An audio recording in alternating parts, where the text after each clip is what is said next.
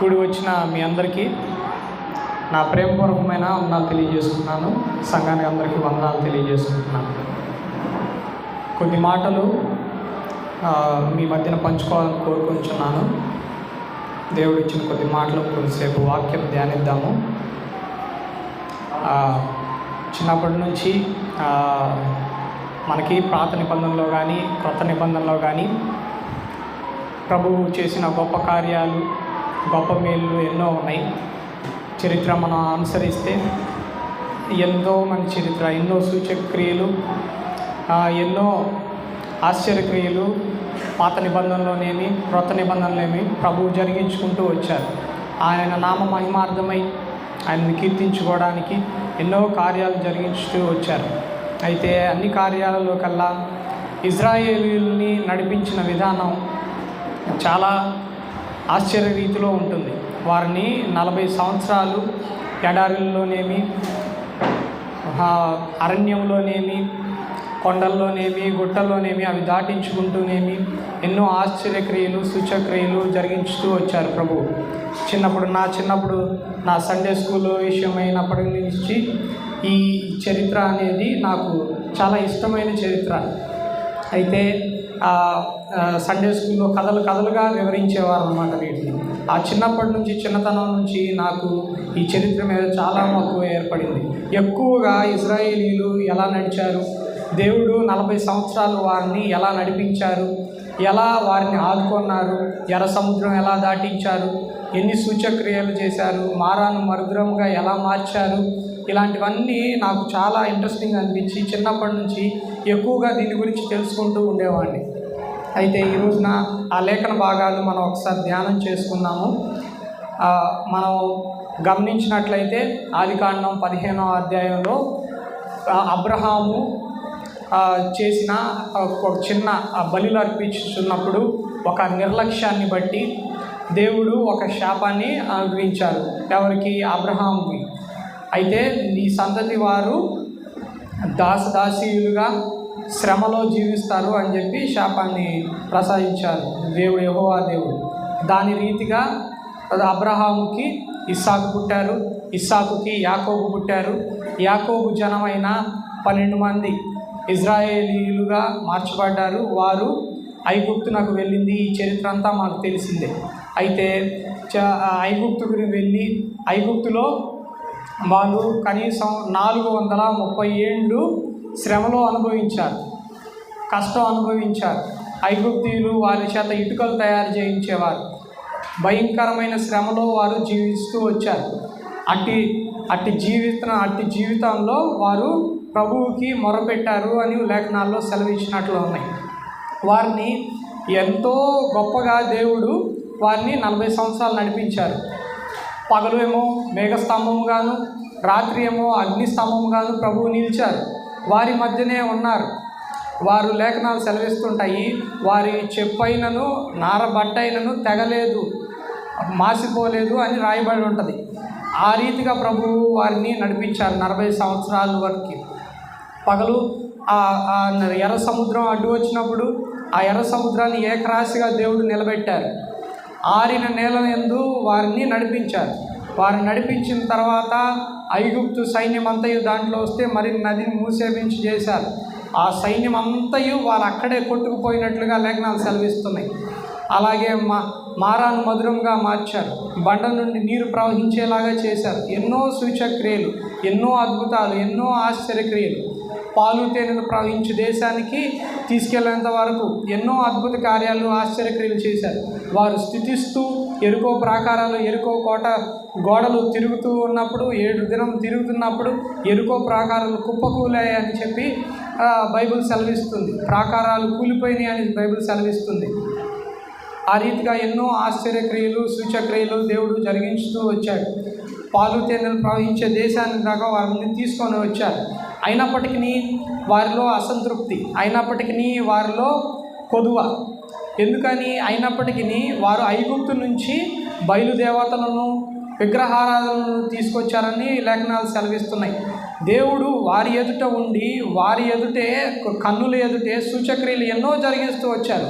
అయినప్పటికీ వారిని అపవిత్రాత్మ వశపరుచుకొని వారు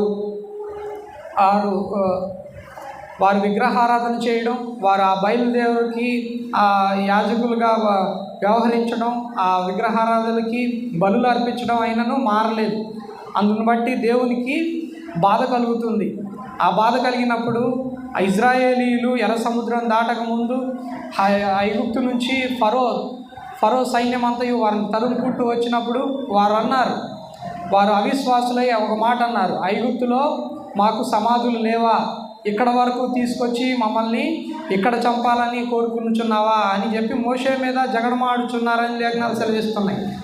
అవిశ్వాసులుగా ఉన్నారు వాళ్ళు అని చెప్పేసి బైబిల్ సెలవిస్తుంది. అయినప్పటికీ దేవుడు వారు చేస్తున్న ఎన్నో ఆశ్చర్యక్రియలకి కళ్ళు మూయబడి ఉన్నాయి. వాళ్ళకి ఆ కళ్ళు మూయబడి ఉన్నాయి. ఆ కళ్ళు మూయబడిన స్వభావం వారికి అప్పటికీ మారలేదు. పాలు తేనెలు ప్రవహించు దేశం వరకు వెళ్ళినప్పటికీ మారలేదు.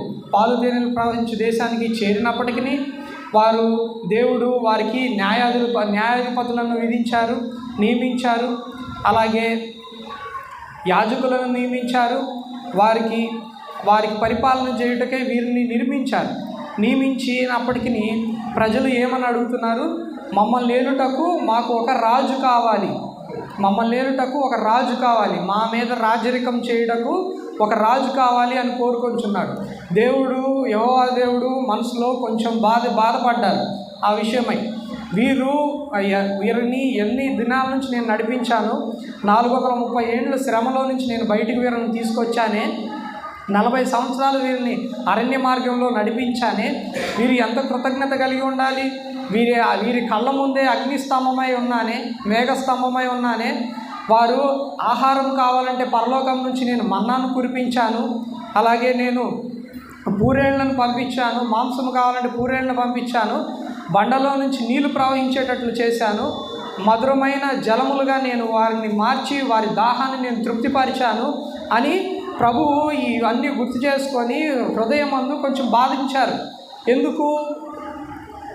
ఇంత చేసినప్పటికీ వీరు నన్ను ఏలమని కోరకుండా వీరు నన్ను ఏలడానికి ఒక రాజు కావాలని కోరుకొనిచున్నారు. ఒక రాజరిక పాలనలో మేము ఉండాలని కోరుకొనిచున్నారు. పక్క దేశపు స్థితులు చూసి, పక్క రాజ్యపు స్థితులు చూసి. అయినప్పటికీ దేవుడు ఒక మంచి మాట అంటారు. అయినప్పటికీ దేవుడు సమూయేలు మొదటి సమూయేలు 9వ అధ్యాయము 16వ వాక్యం. మొదటి సమూయేలు ఎట్లనగా నా జనులు నా మొర నా యొద్దకు వచ్చెను, నేను వారిని దృష్టించి ఉన్నాను. ఆమేన్, హల్లెలూయా. అక్కడ రాయబడిన మాటలు చూడండి. నా జనుల మొర నా యొద్దకు వచ్చెను అంటే జనులు మొరపెట్టారు, ఇజ్రాయేలీయులు మొరపెట్టారు. ఏమని? నాకు రాజు కావాలి, మా మీద రాజరికం చేయడానికి రాజు కావాలి. ఆ రాజును మీరు మాకు నియమిస్తే నేను వారి కింద రాజరిక పాలనలో మేము ఉండాలని కోరుకొనొచ్చు. వారు రాజు కావాలని అడుగుతున్నారు. ఎవరి దగ్గరికి వచ్చి అడుగుతున్నారు? వీళ్ళు సమూయేలు దగ్గరికి వచ్చి అడుగుతున్నారు. సమూయేలు ప్రవక్తను అడుగుతున్నారు. ఏమని? మాకు రాజు కావాలి, మేము రాజరిక పాలనలో ఉండాలి అని. అయితే దేవుడు వారు అడిగినట్లే వారి మొర నేను ఆలకించాను, నేను వారిని దృష్టించి ఉన్నాను. ఆమేన్, హల్లెలూయా. ప్రభు చెప్తున్నారు, యెహోవా దేవుడు చెప్తున్నారు, నేను వారిని దృష్టించి ఉన్నాను. ఇజ్రాయేలులు ఎన్ని పాపాలు ఎన్ని అతిక్రమములు చేసినప్పటికీ దేవుడు మరలా వారి మొల ఆలకించి వారిని దృష్టించి ఉన్నారు అని చెప్తున్నాడు. మన దైనందిన జీవితంలో మనం ఎన్నో మొరలు పెట్టుచూ ఉంటాము, ప్రార్థిస్తూ ఉంటాము. అలాగే దేవుడు మనకి ఈ రోజున వాగ్దానం చేస్తున్నారు. దేవుడు మన మొర ఆలకించి ఉన్నారు. మన మొరని ఆలకించిన దేవుడు ఏం చేస్తున్నారు? మన మీద దృష్టించి ఉంచుతున్నారు. ఆమేన్, హల్లెలూయా. ఇజ్రాయేలీలు ఎన్ని అతిక్రమాలు చేసినప్పటికీ దేవుడు ఈ వాగ్దానాన్ని వారి పట్ల నెరవేరుస్తూ వచ్చారు. అయితే ఈ ఇజ్రాయేలీయుల్ని ఎర్ర సముద్రము ఎన్ని దాటించినప్పటికీ వీరు మారని ఎరిగి దేవుడు వీరి పట్ల ఒక అద్భుత కార్యాలు చేయాలని దేవుడు నిశ్చయించుకొని ఉన్నారు. నెక్స్ట్, ఈ జనులు నా మొర్ర యొద్దకు రావడం అంటే ఏంటి? ఒక అర్జీ పెట్టుకుందాం అన్నమాట. ఇప్పుడు ఒక అధికారి వద్దకు వెళ్ళి అధికారి వద్దకు ఏం చెప్తారు? ఒక అర్జీ, ఒక నోటీసు, ఇది మా ఫిర్యాదు అని చెప్పి ఒక అర్జీ పెట్టుకుంటారు అధికారులకి. అధికారులు ఏం చేస్తారు? ఆ అర్జీని చదివి నేను ఇది చూశాను, నేను ఇది ఆలకించాను, నేను మీకు ఉత్తరం ఇస్తాను, నేను దీన్ని చూచాను అని చెప్తారు. వారి యందు నేను దృష్టి ఉంచి ఉన్నాను అనగా అర్థమేమి? టూకీగా చెప్పాలంటే, సింపుల్గా చెప్పాలంటే, నేను వారిని చూచాను. వారిని చూడడం వేరు, వారి యందు దృష్టి నిలుపుట వేరు. చూడడం వేరు, చూడడానికి అందరం చూస్తాం, మనుషులైన ప్రతి ఒక్కరూ, మానవాళి మొత్తం చూస్తాం. కానీ దృష్టి నిలపడం వేరు. దేవుడు మాత్రమే దృష్టి నిలపగలడు. మనుషులు ఎంతోమంది చెప్తారు, నేను చూసుకుంటానులే, ఈ పనే కదా, నేను చేసేస్తానులే, నేను చూసుకుంటానులే, నువ్వు వెళ్ళు అంటారు. ఆ తర్వాత ఆ పనిని మర్చిపోగలరు. కానీ మహాదేవుడైన దేవుడు అంటున్నారు, నేను వారి యందు దృష్టి ఉంచాను, దృష్టి నిలుపుతున్నాను. చూడడమే కాక దృష్టి నిలుపుతున్నానని ప్రభువు చెప్తున్నారు. దృష్టి నిలిపిన ప్రభువు అందరి మీద ఉంచుతారా? అందరి మీద ఉంచుతారు. కానీ దృష్టి మాత్రం కొందరి అందే నిలిపి ఉంటారు. ఆ కొందరి దృష్టి నిలిపిన వారి కొందరు మందిలో మనం కూడా ఉండాలని ప్రభువుని కోరుకుందాం. దృష్టి నిలుపుతారు. ఎవరి మీద నిలుపుతారు? మొదటిగా ఒక అధ్యాయం చూద్దాం. యెషయా 62వ అధ్యాయము 2వ వాక్యము. యెషయా 62వ అధ్యాయము 2వ వచనం. ఎవరి మీద దేవుడు దృష్టి నిలుపుతారు?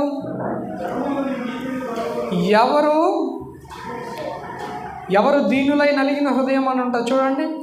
యెషయా 62వ అధ్యాయము 2వ వాక్యము. ఎవరు దీనులై నలిగిన హృదయము గలవారై నా మాట విని వణుకుచుండిరో వారిని నేను దృష్టించుతాను, వారి యందు నేను దృష్టించుతున్నానని ప్రభువు చెప్తున్నారు. ఇక్కడ వాక్య భాగంలో రాయబడిన మాట ఏంటంటే, ఎవరు దీనులై నలిగిన హృదయం గలవారై ఉంటారో వారిని నేను దృష్టించుతానని ప్రభువు చెప్తున్నారు. ఎవరు దీనులై ఉంటారు? మన లోక సమాజంలో చూస్తుంటాం, మన దైనందిన జీవితంలో చూస్తూ ఉంటాం. దీనులై ఉన్నామా? మనకు మనం ఈరోజు గుర్తెరగాలి. దీనులై ఉన్నామా? నలిగిన హృదయం మనకి కలిగి ఉందా? మాట వినే స్వభావం మనం కలిగి ఉన్నామా?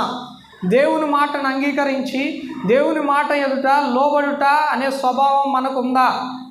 దేవుని వాక్యం ప్రతి వారం వింటున్నాం, ప్రతిరోజు చదువుకుంటున్నాం. చదివిన వాక్యాన్ని మనం అనుసరిస్తున్నామా? మాట వింటున్నామా? అక్కడ స్పష్టంగా రాయబడి ఉంది, వణుకుచున్నారో. వణుకుటం అంటే ఏంటి? భయంతో వణుకుతారు. భయంతో వణకడం అంటే ఏంటి? దేవుని పట్ల భయము భక్తి ఉంటే వణుకుతారన్నమాట రాయబడి ఉంది ఇక్కడ బైబిల్లో. దానికి తగిన దీనమైన మనస్సు మనకి కలిగి ఉండాలి. విరిగి నలిగిన హృదయం మనకి కలిగి ఉండాలి. లూకా సువార్తలో పరిసయ్యుడు సుంకరి ప్రార్థన మనం ఎన్నో లేఖనాల వాక్య భాగాల్లో వినే ఉన్నాం. మరొకసారి మనం గుర్తు చేసుకుందాం. లూకా సువార్త 18వ అధ్యాయము 10 నుంచి 13 మనం గమనిస్తే పరిసయ్యుడు సుంకరి గురించి ఉంటుంది అక్కడ మాటలు. లూకా సువార్త 18వ అధ్యాయం 10 నుంచి 13 వరకు ఉంటుంది. ఒకసారి చదవండి. ప్రార్థన చేయుట, ఇద్దరు మనుషులు దేవాలయంకు వెళ్ళిరి. ఒకడు పరిసయ్యుడు, ఇంకొకరు సుంకరి నిలబడి, దేవా, చోరులను అన్యాయస్తులను చదవండి మనుషుల వల్లైనను ఉండనందుకు కృతజ్ఞతాస్తుతులు చెల్లించుచున్నాను. వారం నాకు 2 మార్లు చేయించు, నా సంపాదన అంతటిలో చెల్లించుచున్నాడు. ఇక్కడ పరిసయ్యుడు చెప్తున్నాడు. ఏమని చెప్తున్నాడు? నేను ప్రతిదినము వాక్యాన్ని ఆచరిస్తాను, వాక్యం చదువుతాను, ప్రార్థన చేసుకుంటాను, ప్రతి వారము నేను విశ్రాంతి దినాన్ని ఆచరిస్తాను, ప్రతి ఆదివారం నేను ప్రార్థనకి వెళ్తాను, ప్రతి ఆదివారం నేను చర్చికి వెళ్తాను, అన్ని క్రమాలు నేను ఆచరిస్తాను, ప్రతి విధమైన కార్యాలని నేను పరిశుద్ధంగా జీవిస్తాను, మోషే ధర్మశాస్త్రం ప్రకారం నేను అనుసరిస్తున్నాను, ప్రతి విషయమై నేను దశంభాగం చెల్లిస్తున్నాను, నేను అట్లాగా కానుకలు చెల్లిస్తున్నాను అని మనసును గర్వించి ప్రార్థన చేస్తున్నాడు. ఎవరు? పరిసయ్యుడు. అయితే సుంకరి ఏమని ప్రార్థిస్తున్నాడో ఒకసారి చదవండి తర్వాత వచనము. అయితే సుంకరి దూరముగా నిలుచుండి ఆకాశం వైపు కన్నులెత్తుటకైనను ధైర్యం చాలక, అటు చూడండి ఏమని చేస్తున్నాడు, ఆకాశం వైపు కన్నులెత్తడానికి కూడా ఆయనకి ధైర్యము చాలక చదవండి. రొమ్ము కొట్టుకొనుచు, దేవా పాపినైన నన్ను కరుణించుము అని పలికెను. ఆ ప్రార్థనలోనే ఉంది దీనత్వం. ఇది దేవుడు ప్రభు అయిన యేసుక్రీస్తు చెప్పిన ఉపమానం అన్నమాట. ఒకరేమో పరిసయ్యుడు ఏమని చెప్తున్నారు, నేను పరిసయ్యుడు అని చెప్తున్నారు, నేను ప్రతిదీ ఆచరిస్తున్నాను, మోషే ధర్మశాస్త్రం ప్రకారం అనుసరిస్తున్నాను, మోషే ధర్మశాస్త్రం ప్రకారం నేను జీవిస్తున్నాను, దశంభాగం దయచేస్తున్నాను, అన్నీ దయచేస్తున్నాను అని చెప్పి ప్రార్థిస్తున్నాడు. అయితే సుంకర్ ఏం చేస్తున్నాడు, ఆకాశం వైపు కూడా నేను కన్నులెత్తి చూడటకు అర్హుడిని కాను. ఆ బాధ, ఆ హృదయము, విరిగి నలిగిన హృదయము ఆయనకుంది, సుంకరికి ఉంది, నలిగిన హృదయం ఉంది, దీనులైన మనస్సు సుంకరికి ఉంది. ఆయన మాట విని వణుకుచున్న స్వభావం ఎవరికి ఉంది? ఇక్కడ ఇద్దరిలో పరిసయ్యుడికి ఉందా, సుంకరికి ఉందా? సుంకరికి ఉంది. సుంకరి అట్టి నలిగిన హృదయం గలవాడు. At the end of the day, ఆ రోజుకి ఆ తర్వాత మాటలు వచనంలో పలుకుతారు, ప్రభు అయిన యేసుక్రీస్తు చెప్తారు. తర్వాత వచనం చదవండి. అతని కంటే ఇతడు నీతిమంతుడై అతని ప్రార్థన, సుంకరి ప్రార్థన ఆలకింపబడినది అని ప్రభు అయిన యేసుక్రీస్తు చెప్తున్నారు. ఆ తర్వాత మాటలు మనం గమనిస్తే, ఎవరు దీనులై వారి తన్ను తాను తగ్గించుకున్నవాడు హెచ్చించుకున్నవాడు తగ్గింపబడును. తగ్గింపు స్వభావం ప్రతి ఒక్క క్రైస్తవునికి ఉండాలి అని ఈ లేఖనాల ద్వారా మనం తెలియజేసుకుంటున్నాం. అలాగే మొదటి మాటగా మనం ఏం తెలియజేసుకుంటున్నాం, దీనులై నలిగిన హృదయం కలిగి మాట విని వణుకుచుంటారో వారిని యందు దేవుడు దృష్టి ఉంచుతారు. రెండవ మాటగా మనం చదువుకుందాం, కీర్తనలు 84వ అధ్యాయం 9వ వచనం. కీర్తనలు 84వ అధ్యాయం 9వ వచనం. అక్కడ ఉంటుంది, యెహోవా నా దేవా నా కేడమా దృష్టించుము, నువ్వు అభిషేకించిన వానిని నీవు లక్షింపుము, నీ ఆవరణములో దినము గడుపుట 1000 దినముల కంటే శ్రేష్టము. ఆమేన్, హల్లెలూయా. ఇక్కడ దేవుడు ఎవరి యందు దృష్టి ఉంచుతారని చెప్తున్నారు, అభిషేకించిన వారి యందు దృష్టి ఉంచుతారు. అభిషేకం కలిగి ఉండాలి. ఒక క్రైస్తవుడు అభిషేకం కలిగి ఉండాలని లేఖనాలు సెలవిస్తున్నాయి. మన ఉదాహరణకి సౌలు, దావీదు కనుక మనం లేఖన భాగాల్లో మనం చూస్తే, సౌలు అభిషేకింపబడ్డారు, దావీదు అభిషేకింపబడ్డారు. ఇద్దరు ఎవరి చేత అభిషేకింపబడ్డారు? రాజుగా సమూయేలు చేతనే అభిషేకింపబడ్డారు. సమూయేలు గారే, ప్రవక్త అయిన సమూయేలు గారే దావీదుని అభిషేకించారు, సౌలుని అభిషేకించారు. అయితే సౌలు తన 40 సంవత్సరాల తన రాజ్యం అంతటిలో, తన రాజ్య పరిచర్య అంతటిలో తన కొన్ని అపరాధములు చేశాడు. దేవుని చేత అభిషేకింపబడినప్పటికీ తన అతిక్రమమును బట్టి, తన పాపమును బట్టి తన అంత్య దినాలలో పడిపోయాడు, కూలిపోయినట్లుగా లేఖనాలు సెలవిస్తున్నాయి. అయినప్పటికీ దేవుడు ఒక ప్రవక్త ద్వారా గద్దించారు. గద్దించినప్పటికీ ఆయన తన్ను తాను సరిచేసుకొనక, బుద్ధి చెప్పుకొనక తను తాను కూలిపోయాను అని చెప్పి లేఖనాలు సెలవిస్తున్నాయి. అయితే దావీదు విషయంలో మనం గమనిస్తే, సేమ్ అదే ప్రవక్త అయిన సమూయేలు గారు దావీదును కూడా అభిషేకించి రాజుగా ఏర్పరిచారు. అయితే దావీదు యొక్క స్వభావం ఎలా ఉంది?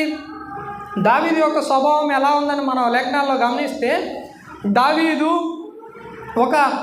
తన మిద్దె మీద ఉన్నప్పుడు ఒక స్త్రీని మోహించి వ్యామోహించి తనతో పాపం చేశాడని లేఖనాలు సెలవిస్తున్నాయి. దానివలన తన భర్తని యుద్ధంలో ముందు వరుసలో నుంచోబెట్టి అక్కడ తను హతుడవటానికి కారణమయ్యాడు. డైరెక్ట్గా కాకుండా ఇండైరెక్ట్గా ఒక మర్డర్, ఒక హత్య జరిగించినట్లుగా అక్కడ లేఖనాలు సెలవిస్తున్నాయి. అంతటి పాపం చేశాడు. అయితే దేవుడు ప్రవక్త ద్వారా అతనికి బుద్ధి చెప్పాలని ఒక కథ రూపంలో, ఒక ఉపమాన రూపంలో దావీదు రాజుకు తెలియజేశారు, గద్దించారు, బుద్ధి చెప్పాలని చూశారు. అయితే దావీదు తను చేసిన పాపములను బట్టి, తను చేసిన అతిక్రమములను బట్టి గుండె బాదుకొనుచు, రొమ్ము కొట్టుకొనుచు, ఏడ్చి ప్రలాపించి, దేవుని అందులో మోకరించి, దేవుని ఎదుట దీన మనస్కులై ఉండి విరిగి నలిగిన హృదయంతో దేవుడిని ఆరాధించారు, పాపము ఒప్పుకున్నారు, ఆ పాప పరిహార్థము చేయించుకున్నారు. ఇదే మనం సౌలు విషయంలో చూస్తే అలా కాలేదు. దేవుని చేత అభిషేకింపబడిన వారిద్దరే ఇరువురు. సౌలేమో గాడిదలను కాచేవాడు, దావీదేమో గొర్రెలను కాచేవాడు. ఇక్కడ మన స్వభావాలు కూడా మనం గమనిస్తే గాడిద ఎటువంటిది? గాడిద మాట వినదు. గాడిదని ఏం చేయాలి? కొట్టాల్సి వస్తుంది. గాడిద మీద బరువు పెట్టాలి. గాడిద మీద బరువు పెడితేనే అది మాట వింటది. ఎటు వెళ్ళాలో చెప్పాలి, అప్పుడు మాట వింటది. కానీ గొర్రె స్వభావం ఎటువంటిది? గొర్రె స్వభావం ఎలాంటిదంటే తన యజమాని మాట వింటది, తన కాపరి మాట వింటది, తన కాపరి మాట చొప్పున నడుచుకుంటుంది. తన కాపరి ఎటువైపు వెళ్ళాలో అనే మార్గాన్ని చూపిస్తే అటువైపే నడుస్తుంది గొర్రె. ఇక్కడ సౌలుకిని దావీదుని గాడిదకు గొర్రెకు సంబంధించిన పోలికలు, స్వభావం మనం ఇక్కడ గమనిస్తాం లేఖనాల్లో. మనము ఎవరి వలె ఉండాలనేది ఈరోజు మనం గుర్తెరగాలి. మనం గాడిద వలె ఉండాలా, సౌలు వలె ఉండాలా అంటే ఈ లేఖన భాగాలు సెలవిస్తున్నట్లు వాక్య భాగాలు ప్రతి వారం మనం వింటూ ఉంటాం. కొంచెం గద్దించే మాటలు వస్తే, కొంచెం గద్దించి చెప్పే మాటలు కనుక మన వాక్యంలో ఉంటే వాళ్ళు తొట్టిల్లిపోతారు. వారు దేవుని మాటని తీసుకునే స్వభావం ఉండదు. ఈ రోజున ఆరాధనలో ఎంతోమంది ఉన్నారు. అట్లా కాకుండా బయట దేవుని క్రిస్టియన్స్ అని పేరు చెప్పుకునేవారే ఎంతోమంది ఆరాధనకి వెళ్ళాలని క్రమం తెలిసినప్పటికీ వారు బయటనే తిరుగుతూ ఉన్నారు. ఈరోజు ఒక విశ్రాంతి దినం, ఈరోజు మనం పునరుద్ధాన దినము, మనం ఆచరించాలి. బైబిల్ పట్టుకొని చర్చికి వెళ్ళాలి, మనం ప్రార్థన చేసుకోవాలి, దైనందిన జీవితాల్లో మనం ప్రభులో ఎదగాలి, ఆత్మీయతలో ఎదగాలి అని తెలిసినప్పటికీ తొట్టిల్లిపోయారు వారు. ఎందుకని? వాక్యాన్ని వారి హృదయాల్లో తీసుకునే స్వభావం వారికి లేదు. కాబట్టి వారు తొట్టిల్లిపోయారు, లోకంలో కలిసిపోయారు. అయితే మనల్ని అట్టి రీతిలో కాకుండా ప్రభు మనల్ని సమకూర్చి ఈ రోజున ప్రభు అయిన యేసుక్రీస్తు రక్తం చేత మనం కడగబడి ఈ రోజున మన మందిర ఆవరణలో ఉండడానికి గల కారణం ప్రభు అయిన యేసుక్రీస్తు వారి కృప. మనం హృదయంలో మన వాక్యాన్ని మనం చేర్చుకున్నాం కాబట్టి మనం ఈ రోజున ఆశీర్వాదమయ్యాం. ఇక్కడ మన పునరుద్ధానం దినాన్ని మనం ఆచరించుకుంటున్నాము, దేవుని మాటలు వింటున్నాము, దేవుని ఆరాధిస్తున్నాము. అట్టి వారి గురించి మనం ప్రార్థనలో కూడా మనం ప్రార్థించాలి.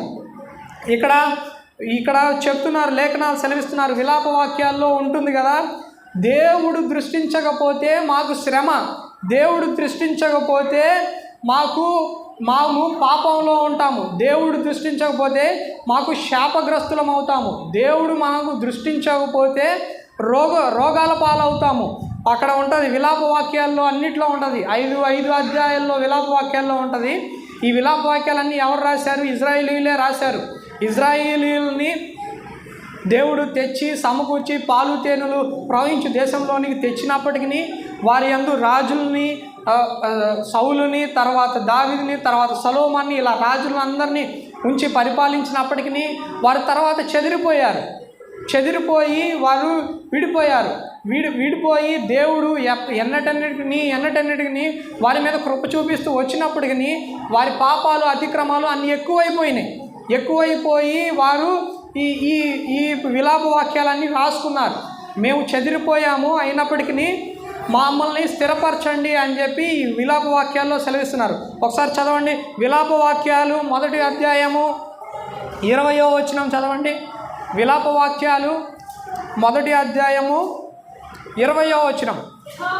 యెహోవా దృష్టించుము. ఇక్కడ అంటున్నారు, వాళ్ళు ఏమంటున్నారు, వాళ్ళు చేసిన పాపాలను బట్టి, వాళ్ళ అతిక్రమాలను బట్టి చెదిరిపోయి ఉన్నారు. వారు శ్రమ కలిగిన జీవితాలు వాళ్ళు జీవిస్తున్నారు కాబట్టి వాళ్ళు దేవునికి మొరపెట్టుకుంటున్నారు. చదవండి, యెహోవా దృష్టింపుము, మాకు ఇబ్బంది కలిగను. ఇప్పుడు తెలుస్తుంది వాళ్ళకి, మాకు ఇబ్బంది కలిగను. వీళ్ళు చేస్తున్న అతిక్రమాలను బట్టి, పాపలను బట్టి దేవుడు తల త్రిప్పేసుకున్నారు.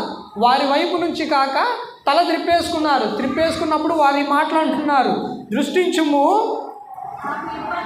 మాకు ఇబ్బంది కలిగెను, నా అంతరంగము శోభిల్లుచున్నది,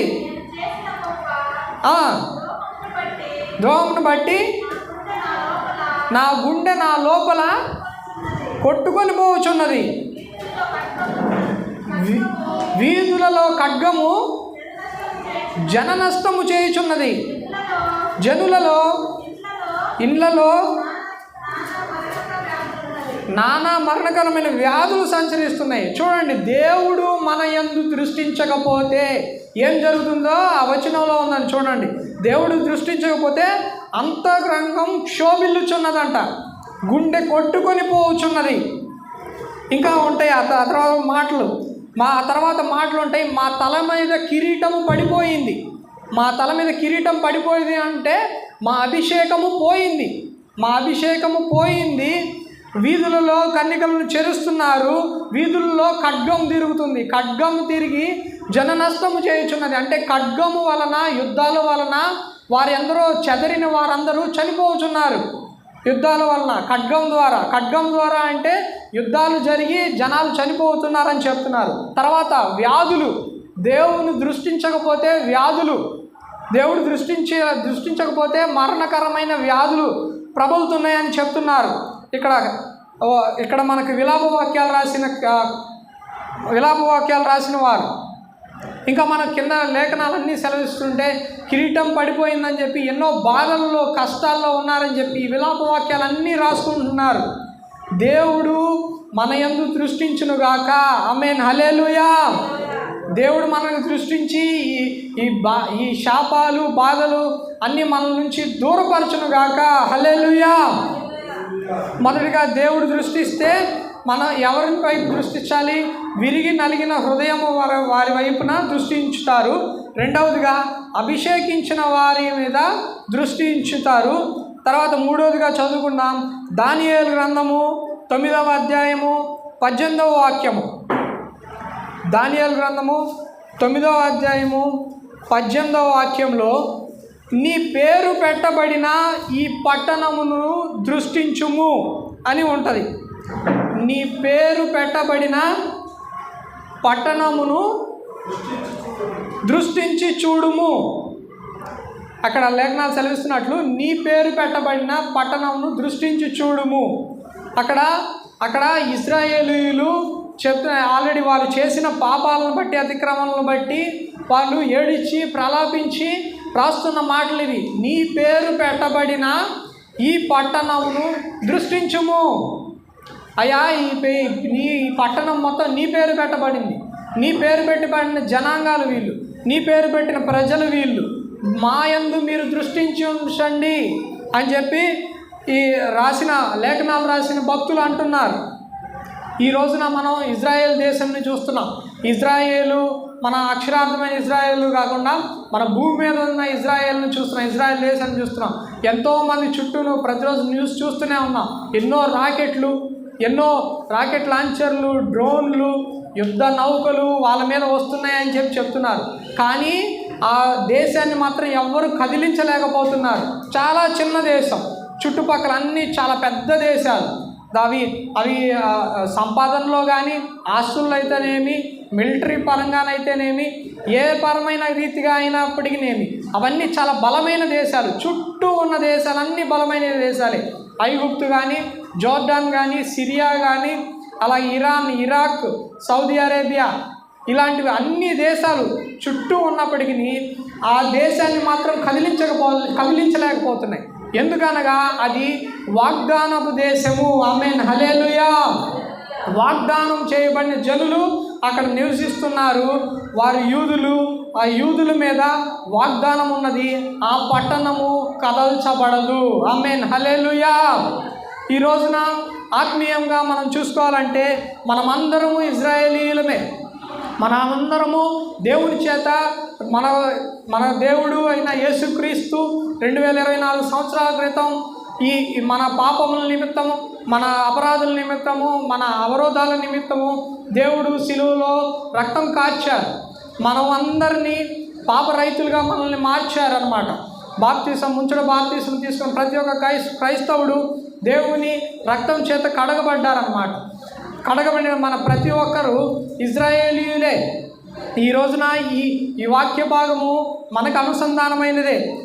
మన పట్టణము అంటే దేవుడు పేరు పెట్టబడిన మనం పట్టణం, మన కుటుంబం ఒక పట్టణం, మనం ఒక పట్టణం, మనం చేస్తున్న ఈ వేల్పూరు అనే గ్రామం ఒక పట్టణం, ఈ సంఘం ఒక పట్టణం. ఈ పట్టణము మీద దేవుడు దృష్టి ఉంచుతున్నారు అని చెప్తున్నారు. ఆమేన్, హల్లెలూయా, హల్లెలూయా. దేవుడు దృష్టి ఉంచితే మనం ఏమేం చేయాలంటే దీనులై నలిగిన హృదయం గలవారమై ఉండాలి. అభిషేకించిన వారి దేవుడు దృష్టిస్తారు. మూడవదిగా పేరు పెట్టబడిన పట్టణాన్ని దేవుడు దృష్టిస్తారు. ఈ దృష్టి ఇచ్చిన దేవుడు మనకి ఎటువంటి ఆశీర్వాదాలు ఇస్తారు, మనకి ఎలాంటి ఆశీర్వాదాలు దయచేస్తారు, మన దైనందిన జీవితంలో మనం ఎలాగ నడుచుకోవాలి, క్రైస్తవ సమాజమైన మనము మన లోకపు ఆచారంలోకి పడిపోకుండా మనం ఎలా నడవాలనే ఈ ఆశీర్వాదాలు తెలియజేస్తున్నారు ప్రభు. ఒకసారి చదువుదాం. మనం నెహెమ్యా 5వ అధ్యాయము 19వ వచనం చదువుదాం. నెహెమ్యా 5వ అధ్యాయము 19వ వచనం. అక్కడ ఒక మంచి మాట ఉంటుంది చూడండి. నా దేవా, నీ జనులకు నేను చేసిన సకలమైన ఉపకారములను బట్టి నాకు మేలు కలుగునట్లుగా నన్ను దృష్టించుము. ఆమేన్, హల్లెలూయా. దృష్టి ఉంచిన దేవుడు ఏం చేస్తున్నారని చెప్తున్నారు? మేలు కలుగు చేస్తారని చెప్తున్నారు. దృష్టి ఉంచిన దేవుడు మనలకు మేలు కలుగు చేస్తారు. మేలు కలుగు చేస్తారంటే ఏంటి? మనకి మంచి కలుగు చేస్తారు, మనకి మంచి చేస్తారని చెప్తున్నారన్నమాట. మనుషులు ఎప్పుడు మనకి మేలు చేయాలని తలంచినప్పటికీ వారు కీడే చేస్తారు. కొంతమంది కీడు చేయాలని తలంచినప్పటికీ మేలు చేస్తారు. ఈ మేలు చేసే స్వభావం మనుషుల్లో అందరిలో ఉండదు, కొంతమందిలోనే ఉంటుంది. మేలు చేస్తానని చెప్పినప్పటికీ వీరు కీడే జరిగించేలాగా వీరు చేస్తారన్నమాట. కొన్నిసార్లు మన పాపములను బట్టి, మన అతిక్రమములను బట్టి మనము కీడు తెచ్చుకుంటాము, ఆ అపరాధం తెచ్చుకుంటాము, శాపము తెచ్చుకుంటాము. అంతేగాని దేవుడు పరంగా దేవుడైతే మనకి కీడు చేసే స్వభావి కాదు. మన పాపములను బట్టి, మన అతిక్రమములను బట్టి మాత్రమే మనం కీడు కొని తెచ్చుకుంటాము. కానీ దేవుడు మనకి కీడు చేసేవాడు కాదు. ఈ కీడు చేయని దేవుడు మనకి ఏం చెప్తున్నాడు? దృష్టించిన దేవుడు మేలే చేస్తారు అని చెప్తున్నారు మనకి. ఇక్కడ మనం ఇంకో లేఖన భాగం చదువుదాం. ఇర్మియా గ్రంథం 24వ అధ్యాయము.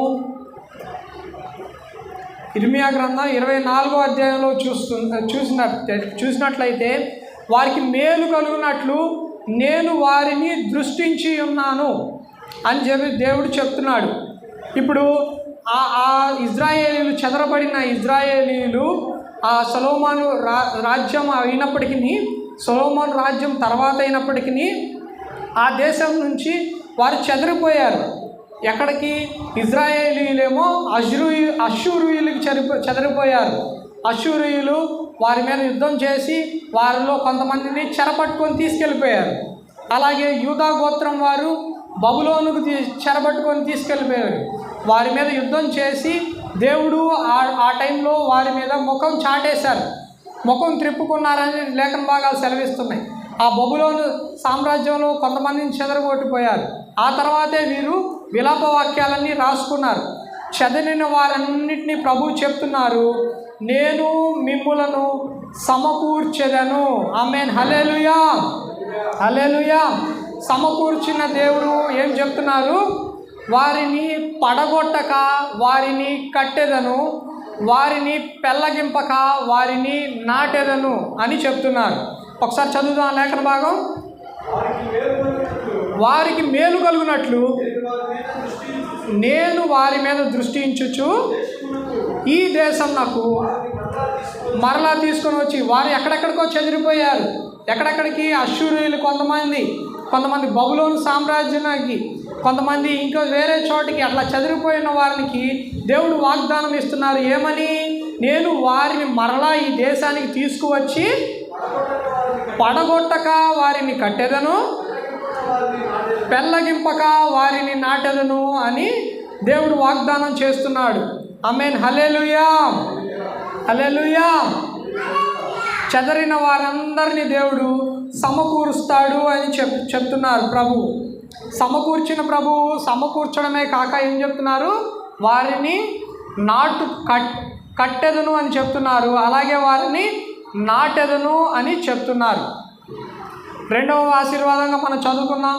కీర్తనలు 80వ అధ్యాయము 14వ వచనం. కీర్తనలు 80వ అధ్యాయము 14వ వచనం చదువుదాం. రెండవ ఆశీర్వాదం కదా, ఆశీర్వాదంగా కంచగలిగిన తోటగా ఆయన దృష్టి చూస్తే మనల్ని ఎలా ఉంచుతారు? కంచగలిగిన తోటగా మనల్ని మారుస్తారని చెప్తున్నారు. చదవండి. సైన్యములకు అధిపతియగు యెహోవా ఆకాశములో నుండి మరలా చూడుము. ఇక్కడ మరలా అంటే ఏంటి? ఆల్రెడీ ఒకసారి చూశాడు ప్రభు. వారు చెదరిపోయినప్పటికీ ఆల్రెడీ వారిని చేర్చి కట్టారు ప్రభు. ఐగుప్తులో 430 ఏళ్ళు శ్రమలు అనుభవిస్తున్న వారిని 40 సంవత్సరాలు నడిపించి పాలు తేనెలు ప్రవహించి దేశానికి తీసుకొచ్చి స్థిరపరిచారు వారిని. అప్పుడే చూశారు ప్రభు. అయితే వారు అంటున్నారు మరలా. చదవండి ఆ వాక్య భాగం.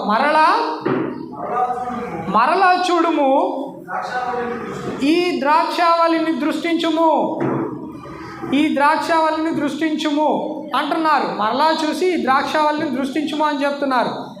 అదే 80వ అధ్యాయం 12వ వచనం చదవండి. త్రోవన నడుచు వారందరూ దానిని తెంచివేయినట్లు చదవండి. నీవేళ పాడు చేసితివి, అడవి పంది చదవండి, పశువులు తినివేయుచున్నవి. సైన్యములకు అధిపతి యెహోవా ఆకాశంలో నుండి మరలా చూడుము. ఇక్కడ చెప్తున్న వాక్య భాగం ఏమంటే, కంచగలిగిన తోటగా దేవుడు వారిని ఆల్రెడీ చేసినప్పటికీ వారు ఆ కంచె తెంచేసుకొని వెళ్ళిపోయారు. దేవుడు ముఖం చాటేశారు. దేవుడు ముఖం చాటేసిన తర్వాత వారు మరలా ప్రార్థిస్తున్నారు. మరలా ఈ ద్రాక్షవల్లిని చూడండి అయ్యా, ఈ ద్రాక్షవల్లి వైపు చూడండి. దారిన పోయేవారు, ఇప్పుడు మనకి పొలాలు ఉంటాయి, పొలాలకి కంచె ఉంటుంది. కంచె ఉంటేనే పొలాల్లోనికి ఎవరు రారు. దారిన పోయేవారు తెంచివేయరు.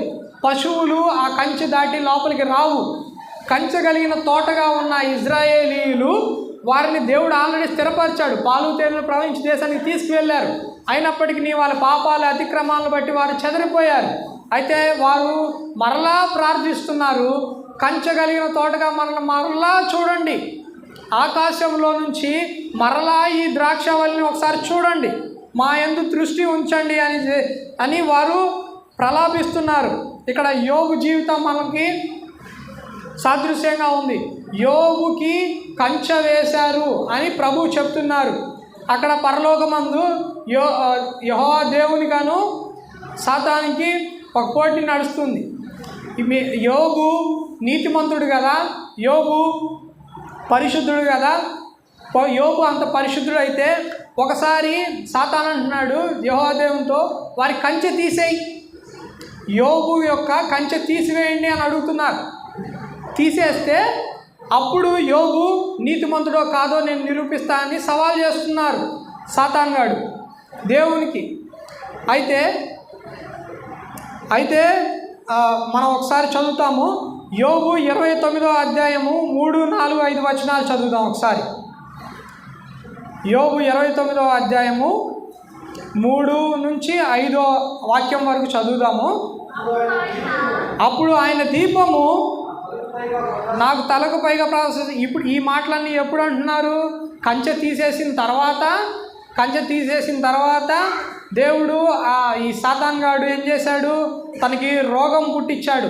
తన కుమారులను ఒక్కసారిగా ఏకరాశిగా కూలిపోయారు. తని సంపద అంతయు దొంగలు దోచుకెళ్ళిపోయారు. అప్పుడు అంటున్న మాటలు అన్నమాట ఇవి. ఆయన దీపము నాకు తలపై ప్రకాశించును, ఆయన తేజము వలన చదవండి. తర్వాత నా పరిపక్వ దినములలో ఉండునట్లు నేను ఉండిన ఎడల ఎంతో మేలు. అప్పుడు దేవుని రహస్యము పైగా ఉండెను, సర్వశక్తుడు ఇంకనూ నాకు తోడై ఉండెను. నా పిల్లలు నా చుట్టూ ఉండిరి. ఏమని చెప్తున్నాడు? అప్పుడు నా పిల్లలు నా చుట్టూ ఉన్నారు, కానీ అందరినీ కోల్పోయాడు అప్పుడు యోబు గారు. అయినప్పటికీ అతని నీతిని, అతని యథార్థతను కోల్పోలేదు. దేవుని ఒక్క మాట కూడా, సొంత భార్య వచ్చి దేవుని దూషించి చచ్చిపో అని చెప్పిన్నారు. అయినప్పటికీ యోబు గారు తన నీతిని, తన యథార్థతను మానక దేవుని యందు భయభక్తులు కలిగి ఉన్నారు. దేవుడు కంచె తీస్తే జరిగే స్వభావం మన యోబు యొక్క జీవితంలో గమనించవచ్చు. దేవుడు మన కుటుంబాలకు కంచె వేయునుగాక. హల్లెలూయా, ఆమేన్, హల్లెలూయా. ఏ తెగులు మన గుడారం సమీపించకుండా ఉండునుగాక. హల్లెలూయా. ఏ శాపము మన గుడారం సమీపించకుండా ఉండునుగాక. హల్లెలూయా. కంచె గల తోటగా మనల్ని మార్చునుగాక. హల్లెలూయా. అక్కడ రాసిన మాటలు, త్రోవలో వెళ్ళే వాళ్ళందరూ దాటిని తుంచుతున్నారంట. దానికి ఆత్మీయమైన సాదృశ్యం, త్రోవలో వెళ్ళే వారందరూ వాక్యం వింటారు. వాక్యం వినేవారే కానీ వాక్యాన్ని హృదయంలో చేర్చుకునేవారు కాదు. వాక్యాన్ని హృదయంలో చేర్చుకోవాలి. పశువులు అంటే ఏంటి? అక్కడ పశువులు పందులు వస్తున్నాయి, కంచె లేని తోటలు అని రాయబడి ఉన్నది. పశువులు అంటే ఏంటి? మూర్ఖపు స్వభావం. ఆ మూర్ఖపు స్వభావం వలన శాపం మనమే కొని తెచ్చుకుంటాము. ఆ కంచె గల తోటలో మనం అందరం ఉండుముగాక. ఆమేన్, హల్లెలూయా. 3వ ఆశీర్వాదంగా చెప్తున్నాడు. కీర్తనల గ్రంథము 31వ అధ్యాయము 7వ వాక్యం చదువుకుందాం. కీర్తనల గ్రంథము 31వ అధ్యాయము 7వ వచనంలో చదువుకుందాం. నీవు నా బాధను దృష్టించావు, కనిపెట్టి ఉన్నావు, కావున నీ కృపను బట్టి నేను ఆనందభరితుడనై సంతోషించెదను. ఆమేన్, హల్లెలూయా. దృష్టి ఉంచిన దేవుడు ఏం చెప్తున్నాడు? మనలను ఆనందభరితులముగా మార్చుదురుగాక. ఆమేన్, హల్లెలూయా. దృష్టి ఉంచిన దేవుడు ఏం చెప్తున్నాడు? మనల్ని ఆనందభరితులముగా మారుస్తారని చెప్తున్నారు. ఎక్కడ మనం యేసుక్రీస్తుని గురించి గమనిస్తే తూర్పు దేశపు జ్ఞానులు ఉన్నారు. తూర్పు దేశపు జ్ఞానులు ఏం చేశారు? మొదట హేరోదు రాజు దగ్గరికి వెళ్ళారు, అక్కడ కొంత కలవరపడ్డారు. అయినప్పటికీ ఆ తర్వాత వచ్చారు, నక్షత్రం కనబడింది, నక్షత్రం దారి చూపించింది, నక్షత్రము దేవుడు క్రీస్తు యేసు తొట్టిలో పరుండబెట్టి ఉన్న చోట ఆగింది, నిలిచెను అని లేఖనాల్లో సెలవిస్తుంది. అప్పుడు వారు అక్కడ రాసిన మాట, వారు అత్యానందభరితులైతిరి. ఎవరు? తూర్పు దేశపు జ్ఞానులు అత్యానందభరితులైతిరి అని రాయబడి ఉంది బైబిల్లో. దేవుడు క్రీస్తు యేసు వలన మనం ఏమవుతాము? అత్యానందభరితులం అవుతాము. క్రీస్తు యేసు పుట్టుకే మనకు అత్యానందభరితమైన స్వభావాన్ని మనం పునిపుచ్చుకోవడానికి అవకాశంగా ఉన్నది. పరమగీతంలో ఉంటుంది, ఆ లేఖన భాగాల్లో ఉంటుంది. ఆనందభరితునై నేను అతని నీడను కూర్చొంటిని అని ఉంటుంది లేఖన భాగాల్లో. దేవుని అట్టి రీతి అయిన ఆనందభరితమైన జీవితం మనం అందరము చేయుదుముగాక. మొదటగా మనం చెప్పుకున్న మాటలు, దేవుడు దృష్టి ఉంచుతారు. ఎవరి యందు దృష్టి ఉంచుతారు? మొదటిగా ఎవరు దీనులై విరిగిన హృదయం కలిగి ఉంటారో వారి యందు దేవుడు దృష్టి ఉంచుతారు. రెండవదిగా అభిషేకించిన వారిని దేవుడు దృష్టి ఉంచుతారు. మూడవదిగా ఆయన పేరు పెట్టబడిన ప్రజలను అందు దేవుడు దృష్టి ఉంచుతారు. తర్వాత ఆశీర్వాదములు వచనములు ఏమనగా, ఆయన దృష్టి ఉంచిన దేవుడు మేలు కలుగునట్లుగా ఆయన దృష్టి ఉంచుతారు. రెండవదిగా మేలు కలిగించిన దేవుడు వారిని కడతారు, వారిని సమకూరుస్తారు, వారిని నాటెదను. ఆ తర్వాత దేవుడు దృష్టి ఉంచిన వారిని కంచెగల తోటగా ఆయన చేయును. తర్వాత ఆనందభరితులుగా మనల్ని దేవుడు మారుస్తాడు. ఈ మాటలన్నిటి దేవుడు మన వినికిడిలో స్థిరపరిచి ఫలవిధంగా మార్చునుగాక. ఆమేన్. హల్లెలూయా, హల్లెలూయా. చూచుచున్న దేవుడవు నీవే.